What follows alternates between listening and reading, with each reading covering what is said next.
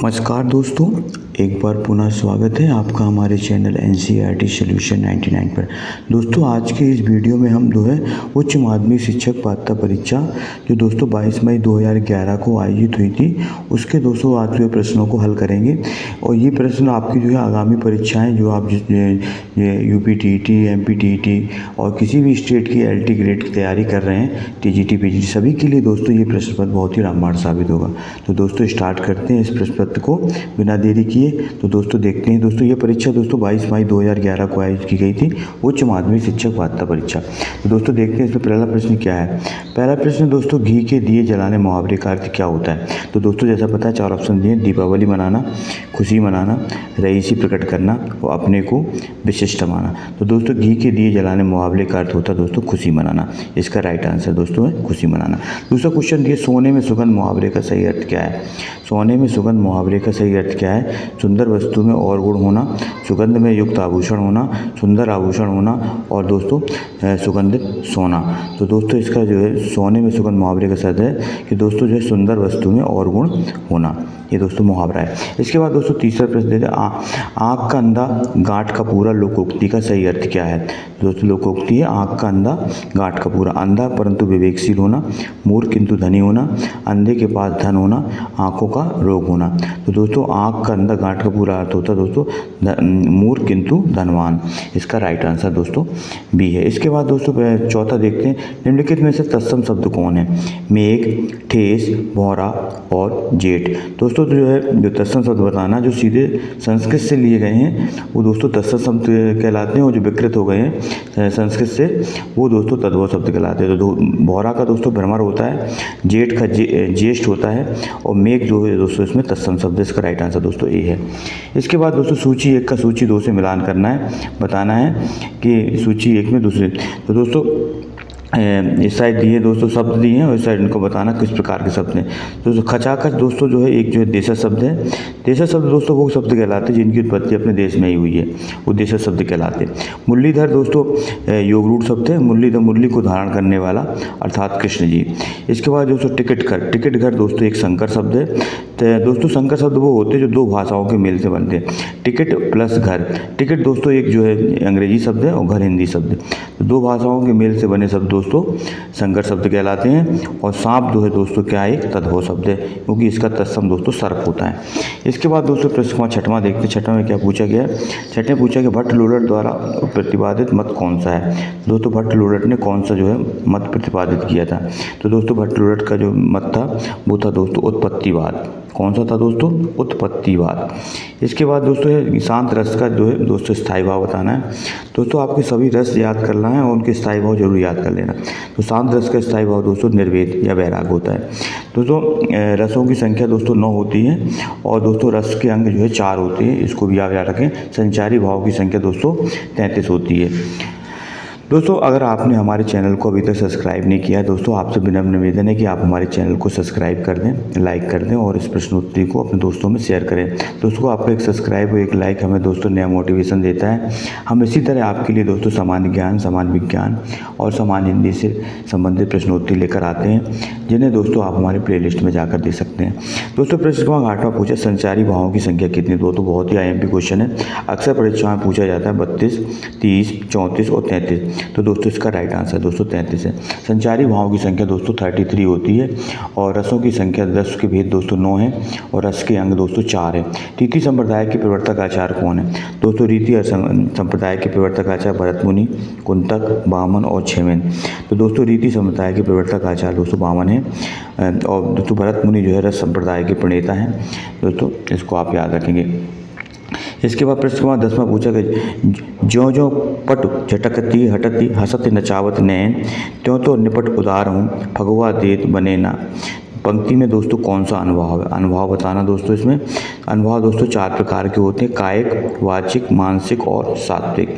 तो दोस्तों ये जो है कायिक अनुभाव वो होता है दोस्तों जो शरीर की चेष्टाओं द्वारा व्यक्त किया जाता है। तो दोस्तों इसमें ज्यों ज्यों पट झटकती हटती है नैन दोस्तों हाँ कायिक शरीर के अंतर्गत आते हैं। तो दोस्तों यहाँ पे कायिक अनुभाव होगा।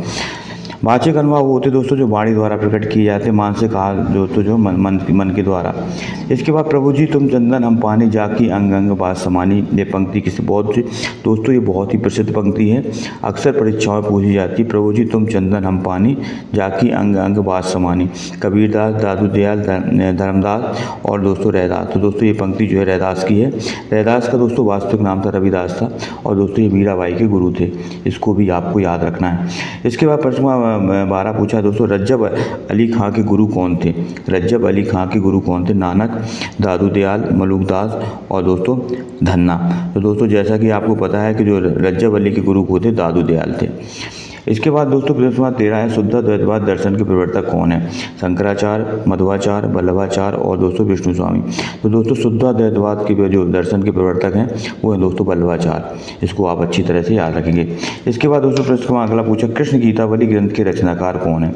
कृष्ण गीतावली दोस्तों कृष्ण गीतावली की रचना की थी दोस्तों सूरदास, तुलसीदास, नंददास और मीराबाई। तो जैसा कि पता है दोस्तों कृष्ण गीतावली के रचनाकार दोस्तों तुलसीदास हैं। तुलसीदास ने दोस्तों 12 रचनाएं लिखी हैं दोस्तों। इनका रामचरितमानस एक महाकाव्य, कवितावली, दोहावली, गीतावली, जानकी मंगल, पार्वती मंगल, रामलला अछू, बदेही वनवास, इस तरह दोस्तों इनकी महत्वपूर्ण रचनाएं हैं। सूरदास ने दोस्तों 3 रचनाएं लिखी, सूरसागर, सुरसारावली और साहित्य रजी। ये तो मीराबाई की रचना है दोस्तों मीरा की पदावली, नरसिंह जी को मायरो, ये दोस्तों इनकी महत्वपूर्ण रचनाएं। तुलसीदास का विख्यात विनय पत्रिका किस भाषा में लिखी गई। ब्रज भाषा में, अवधी भाषा में, खड़ी बोली में या वैदिक संस्कृत में। तो दोस्तों तुलसीदास की जो विनय पत्रिका है दोस्तों ब्रज भाषा में लिखी गई, इसको आप तो दोस्तों तुलसीदास को ब्रज और अवधी दोनों भाषाओं पर समान अधिकार था। दोस्तों उन्होंने कुछ रचनाएं ब्रज भाषा में लिखी हैं और दोस्तों कुछ रचनाएं अवधी भाषा में लिखी हैं। दोस्तों रामचरितमानस इनका अवधी भाषा में लिखा गया महाकाव्य। इसके बाद 16 है दोस्तों किंग कर्तव्य विमूढ़ शब्द का सही अर्थ क्या है। दोस्तों किंग कर्तव्य विमूढ़ शब्द का सही अर्थ बताना है, जिसे अपने कर्तव्य का बोध न हो, जिसे यह न सूझ पड़े कि अब क्या करना चाहिए, जो कर्तव्य के प्रति सचेत हो, जो कर्तव्य से बिल्कुल विमुक्त हो। तो दोस्तों किंग कर्तव्य विमूढ़ ये वाक्यांश के लिए एक शब्द है दोस्तों। तो इसका जो दोस्तों सही अर्थ है वो है जिसे यह न सूझ पड़े कि अब क्या करना चाहिए, अर्थात जो दोस्तों दुविधा में रहता है, जिसको ये समझ में नहीं आ रहा है कि अब आगे क्या करना है और क्या नहीं करना। अंतज शब्द का सही अर्थ बताना दोस्तों, जो जन्म से अपंग हो, जो जन्म के उपरांत त्याग दिया गया हो, जिसका जन्म निम्न वर्ग में हुआ हो, जो जन्म से कुरूप हो। तो दोस्तों अंतज का अर्थ होता है, इसका जो सही अर्थ है दोस्तों जिसका जन्म निम्न वर्ग में हुआ हो, उसे दोस्तों अंतज वाक्यांश के लिए एक शब्द का प्रयोग करते हैं। इसके बाद दोस्तों प्रश्न क्रमांक आगे देखते हैं, प्रश्न क्रमांक 18 देखते हैं दोस्तों। 18 में क्या पूछा गया है। 18 में दोस्तों पूछा गया है कि बहुग शब्द का सही अर्थ बताना। दोस्तों बहुग शब्द का सही अर्थ बताना क्या है दोस्तों। जो बहुत जानकार हो, जानने की इच्छा रखने वाला, जो अध्ययनशील हो और जो बहुत दोस्तों कम जानता हो। तो दोस्तों बहुग शब्द का अर्थ है जो बहुत जानकार हो, इसका राइट आंसर दोस्तों ये। जो जानने की इच्छा रखने वाला होता है दोस्तों उसको बोलते हैं जिज्ञासु, इसको आप याद रखना। इसके बाद तर्कस का पर्यायवाची शब्द है तो तीर, धनुष, प्रत्यंचा और दोस्तों निसंग। तो दोस्तों जो तर्कस का पर्यायवाची होता है दोस्तों उसे कहा जाता है दोस्तों निसंग। तर्कस का पर्यायवाची क्या है दोस्तों निसंग। इसका दोस्तों एक अन्य पर्यायवाची है तुणीर। तुणीर भी दोस्तों तर्कस दोस्तों कहते हैं जो बाण रखने का जो होता है दोस्तों तर्कस कहा जाता है। इसका एक अन्य पर्यायवाची तुणीर है। स्त्री का पर्यायवाची शब्द नहीं है। स्त्री तरुणी, प्रमदा, ललाम और ललना। तो दोस्तों जो स्त्री का पर्यायवाची शब्द नहीं है दोस्तों वो नहीं है ललाम। ललाम का अर्थ होता है दोस्तों सुंदर, और जबकि दोस्तों तरुणी, प्रमदा और ललना ये दोस्तों स्त्री के पर्यायवाची शब्द हैं। इसके अलावा स्त्री के पास और पर्यायवाची दोस्तों नारी, महिला, औरत, वनिता, ललना और दोस्तों कांता, ये सब स्त्री के अन्य पर्यायवाची। बहु निबंध के लेखक कौन है दोस्तों बताना। बहु निबंध के लेखक पंडित विद्यानिवास मिश्र, सरदार पूर्ण सिंह, हरिशंकर परसाई, प्रताप नारायण मिश्र। तो दोस्तों जैसा कि पता है आपको जो बहु निबंध थे इसके लेखक दोस्तों प्रताप नारायण मिश्र हैं दोस्तों। बहु निबंध के लेखक दोस्तों कौन है, प्रताप नारायण मिश्र। दोस्तों इन्होंने दोस्तों बहुत सारे निबंध लिखे दोस्तों, जिनमें दोस्तों इनका जो भौन है निबंध है बात, मनोयोग, ये भी दोस्तों इनके निबंध। एक निबंध का बात, मनोयोग, दांत, ये सब दोस्तों इनके निबंध हैं। किसके दोस्तों, प्रताप नारायण मिश्र के। चिरगांव किस कवि का जन्म स्थान है? माखनलाल चतुर्वेदी, मैथिली शरण गुप्त, सुभद्रा कुमारी चौहान और सुमित्रा नंदन पंत। दोस्तों बताना चिरगांव जो है किस कवि का जन्म स्थान है? तो दोस्तों चिरगांव जो है मैथिली शरण गुप्त का जन्म स्थान है। दोस्तों चिरगांव जो है झांसी जिले के अंतर्गत आता है, इसको आप अच्छी तरह से याद रखेंगे दोस्तों। इनको जो है राष्ट्र कवि की उपाधि दी गई थी मैथिली शरण गुप्त को। और दोस्तों इनकी प्रमुख रचनाएं हैं साकेत, पंचवटी, यशोधरा और भारत भारती। ये दोस्तों इनकी बहुत महत्वपूर्ण रचनाएं। इन्होंने दोस्तों 19 खंड काव्य की रचना की है और दोस्तों 2 महाकाव्य लिखे।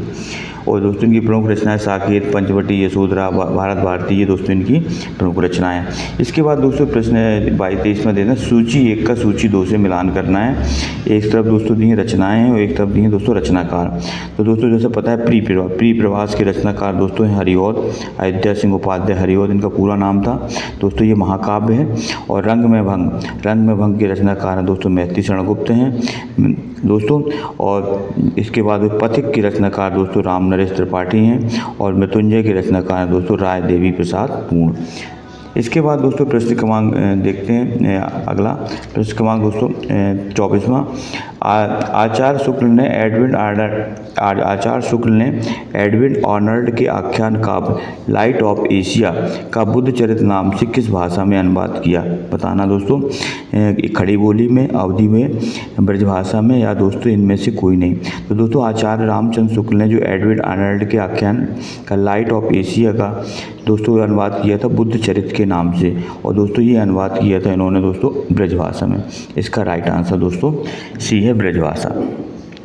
दोस्तों ये प्रश्नोत्तर दोस्तों आपकी आगामी परीक्षाएं TGT, PGT, LT grade, MPTET grade 1, MPTET grade किसी भी स्टेट की दोस्तों आप तैयारी कर रहे हैं, जो ये दोस्तों हिंदी साहित्य और व्याकरण से संबंधित प्रश्नोत्तरी आपके लिए बहुत ही ज्ञानवर्धक और दोस्तों रोचक साबित होगी। आप इन लगातार हमसे जुड़ें और हमारे चैनल को दोस्तों सब्सक्राइब कर लें हम दोस्तों।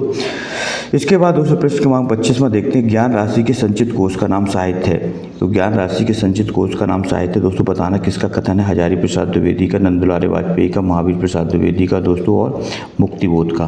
तो दोस्तों जो ज्ञान राशि के संचित कोष का जो नाम साहित्य है दोस्तों, ये कथन है महावीर प्रसाद द्विवेदी का। तो दोस्तों ये थे आज के टॉप 25 क्वेश्चन। दोस्तों आई होप यू आपको प्रश्नोत्तरी ये पसंद आई होगी दोस्तों। इसके जो है आगे के प्रश्नों को दोस्तों इसका पार्ट 2 दोस्तों मैं कल डाल दूंगा। तो दोस्तों आई होप यू दोस्तों आपका दिन शुभ हो। आप हमारे चैनल को सब्सक्राइब कर लें दोस्तों। आपका दिन शुभ हो। जय हिंद, जय भारत, वंदे मातरम दोस्तों।